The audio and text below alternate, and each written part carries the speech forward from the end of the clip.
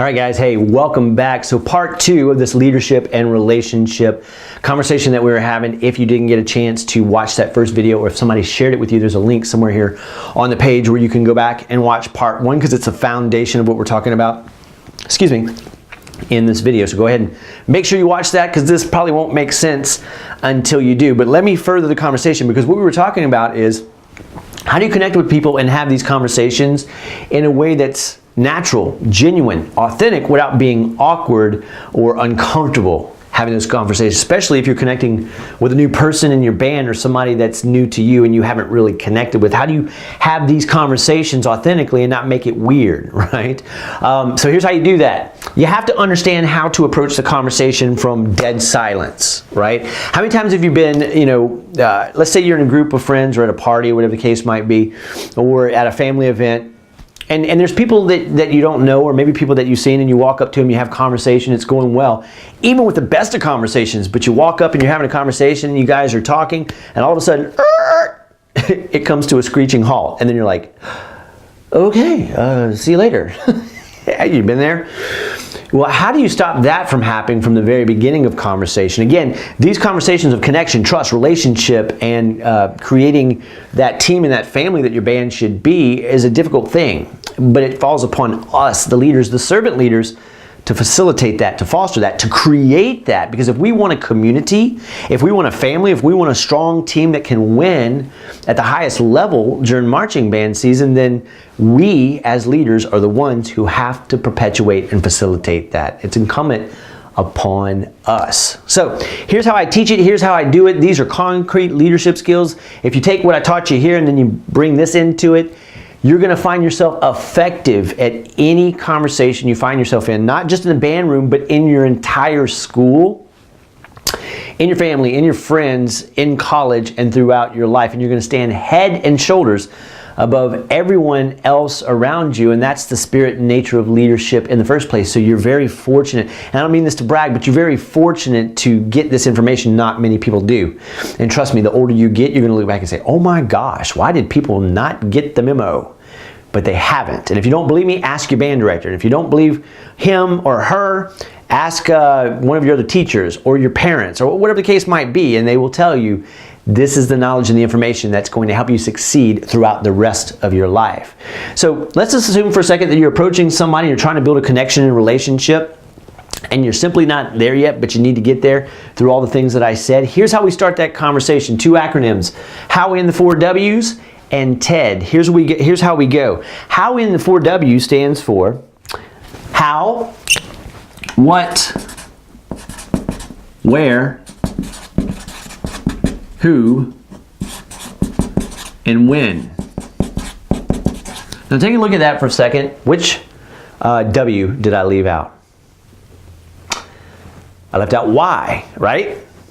Why did I leave out why?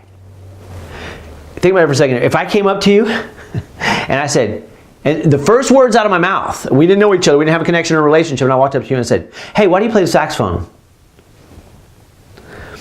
What are you going to do? You're going to be like, why do you play the trombone?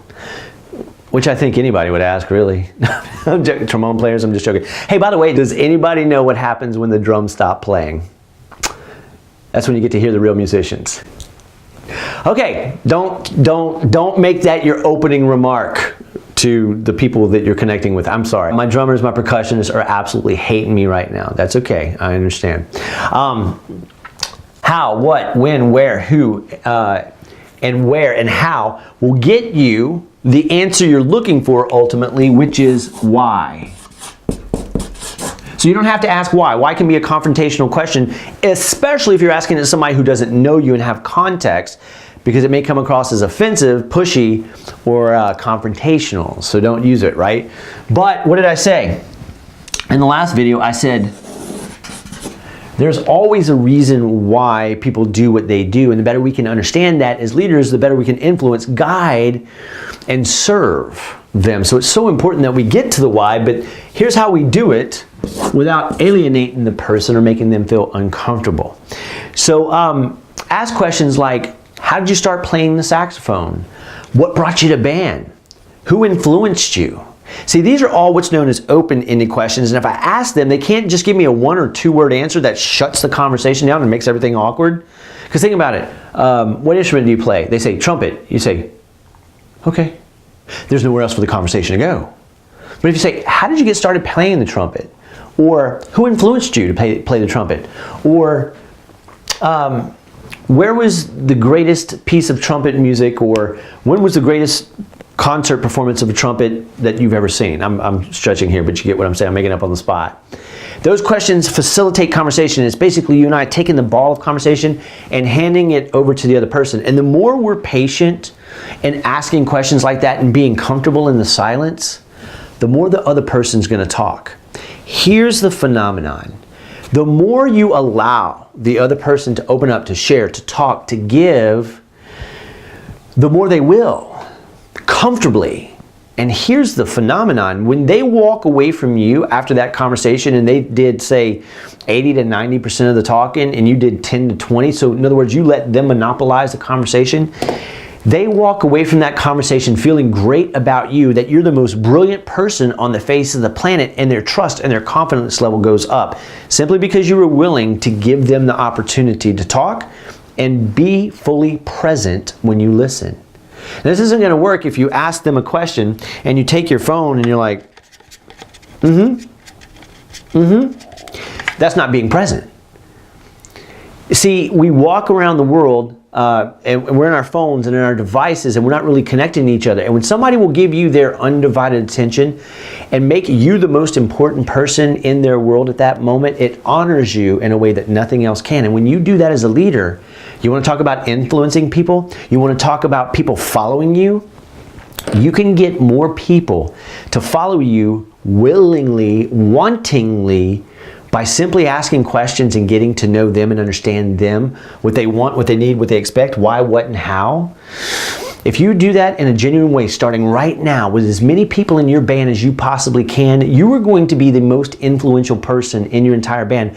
And when you ask your peers to do something, they're going to do it. And many times you won't even have to ask. They will help. They will see. You're going to rise in your level of leadership, and people will start looking out for you. And if you need something, I'll give you a perfect example. Whenever I was in drum and bugle corps, I was the drum major. I had very few friends in that corps because I was an arrogant piece of work. Let's just put it that way. But there was this one guy who I connected with, and we remained friends for years after that. We ended up going to college together. And he, without me asking, every day during that summer, he came to me and he said, "Hey, Dwayne, we're taking the pit percussion, the front ensemble percussion, out to the field. Would you like me to bring your podium?" That was a big task. Now, they had a trailer and a truck that they were pulling everything on, but the fact that he would come up and ask me and do that for me without me asking, just to be of service, said a lot about who he was as a person, but the connection that we had made.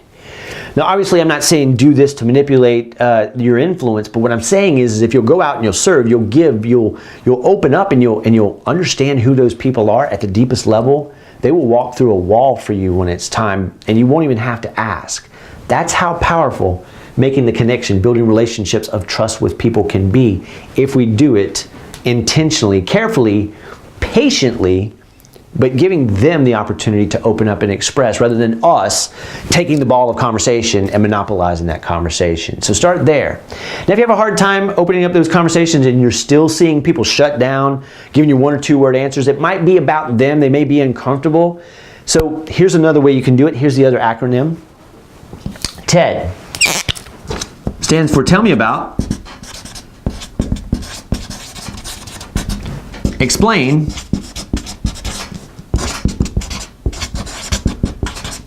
or Describe. Now, experiment with each one of these. I'm not saying use all of them, but if you're having a long conversation, you could find yourself authentically and comfortably using all 3 if you're patient and use them in the right amount. So, tell me about your tell me about how you got started playing the saxophone. They can't give you a 1 or 2 word answer. Tell me about facilitates a conversation where they have to explain or open up a little bit, which again explains another way you can do it. Explain how you got involved in music. Going back to the South Carolina example, explain South Carolina to me, or describe South Carolina for me. I've never been. And if you're patient enough to wait, and they really love their hometown or their home state, they will open up, and this connection that you made with them will be so easy. Before you know it, you guys are going to have so much in common that it's going to become like your best long lost friend. And I'll give you an example. I use this all the time. We have a person who cleans, we have a pool in the backyard, and we have somebody who cleans the pool because I don't even know, I'd destroy it if that happened, if I had to do it myself. I tried it before and it turned into a big swamp. It was terrible. But the other day, there was a new person who was cleaning our pool, and I hadn't really talked to them or whatnot, but they were doing their best to take care of the pool. They were doing a great job. So I just took a little time out of my schedule and I just went and I just visited. And rather than trying to tell them about me or the pool or the house or anything like that, I just kind of asked them questions and, how did you get involved in this line of work? Where did you come from? What was your background? What do you really, enjoy doing? Why did you choose pool work? And I mean, they opened up. And we were there for a good 30 minutes and I'm thinking, I gotta go, but that's not a good thing, right? And I'm not saying bombard people with questions because that become like an interrogation, but use these patiently and judiciously. Because remember, what we're trying to find out is why they're there, how they see things playing out, what they need, want, and expect, and what they're willing to give and take to get it.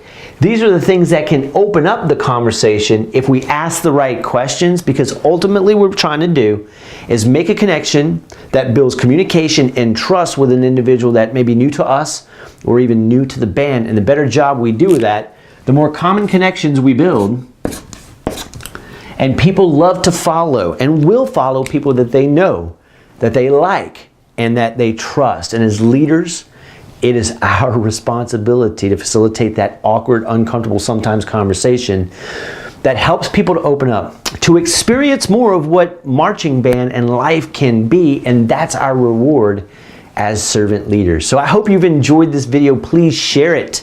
I know it was shorter than the other one, but please share it with friends or others that are leaders. Send it, Facebook it, put it out on social media.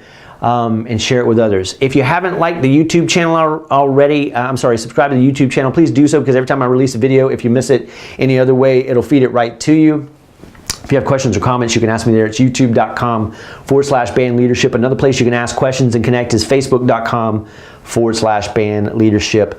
If you're so inclined, tell your band director. I do live events. I do 20 of them a year. I've been getting requests since December. It's February right now, requests and bookings. So that'll fill up quick. 20 a year is all that I do. And if that's not a possibility, there's an online course, which is basically the next best thing to having me in your band room to train and develop not only you as a leader, but your entire band as a team and as a community, as in a family. That's $497 a year, but I've just implemented a thing where you can do $47 a month. So if you guys wanted to jump in for $47, even you as a student leader, if you wanted to learn $47, and I'll keep billing you month after month until you say stop. So you can jump in there for $47, learn all that stuff, go through all 8 hours of training and say, hey, cancel my membership. Or you can say, you know what, I'm going to take this at my own pace, and you sign up in February, March, April, May, whenever you want to cancel, or even throughout all marching band season. So please let that be known to your band director, or I'm trying to make it available to everybody for $47. But remember, at the end of the day, when you make connections of relationships and build trust and communication and team and community by asking the right questions, understanding what people need, want, and expect and value, you can help them get more of that, and as a result, they'll follow you and your influence will spread like wildfire. So until we can talk again, remember, you can inspire superior performance. You just got to be willing to serve, to give, and to let the people around you win and come up to the next level, because a rising tide raises all ships. And when they look back in their life and they look back at their band experience, they will remember you as the leader that you truly are. A servant leader, one with a big heart that wanted to see the best for everyone else. Have a great day, and we'll talk soon. Bye-bye.